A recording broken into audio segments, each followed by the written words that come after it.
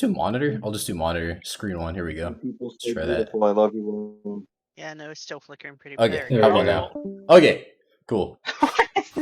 Alright, so this is my dank guide to how to not assassinate the other tank with the flare. I've been watching other parses and looking at replays, and I feel stupid for not knowing that all they're doing is fucking moving to the other side. But anyways, let me go over how we have been killing each other first.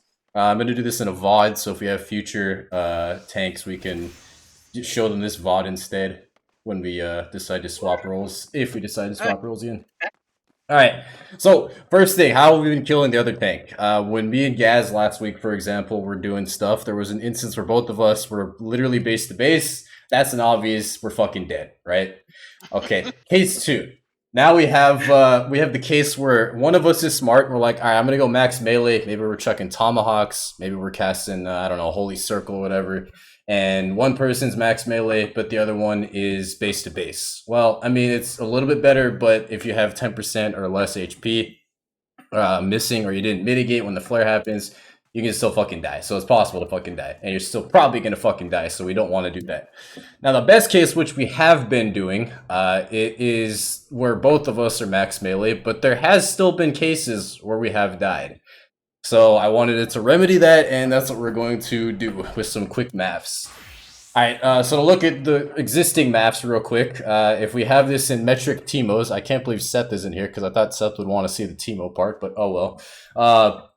We're assuming that we are an arbitrary distance x away from each other using each one of the markers. Obviously, the markers aren't exact, a distance x away from each other on the board, but that's okay. We're going to assume that's just what we're going with. So if we assume that we are base to base, obviously it doesn't work because we're one metric TMO closer than we need to on both sides, and that ends up killing us.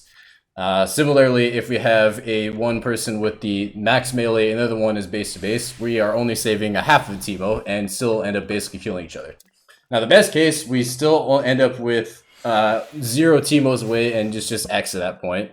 But it's still not the most optimal distance we can do, according to, I believe it's like 5th, 7th, or 8th grade math, or if you're like in high school, I think it's like freshman year of high school, you do geometry.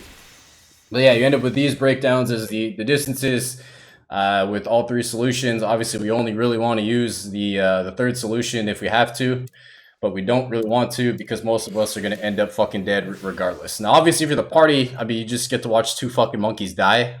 So, I mean, that part's kind of funny to watch, but how do we not kill the tank? Well, we're going to use some quick maps to demonstrate that actually, you know, all this stuff in school has actually been useful to do savage raids. So to do so, we're going to be using the Pythagorean theorem. Alright, now if you remember back in, I believe it was 2017, this image came out, or 2019, I don't remember. Someone was like, oh yeah, you should be social distancing, and then the social distancing ended up with this. This instance is obviously not the same as this one, but this is actually a solution that we can use to solve our shit. So, this is exactly how we're going to be doing it, knowing that... Wait, why did it throw away my math? Where's my math? I had a math? Alright, well, that sucks. Either way, I had a math open. Let me see if I can find that. I had a math proof. It got deleted. Oh, well, that sucks. Actual PowerPoint! This Holy sucks. crap! This actually sucks. I had math to, like, prove this out. Oh, well. So Slam, I just want to make sure. Yeah.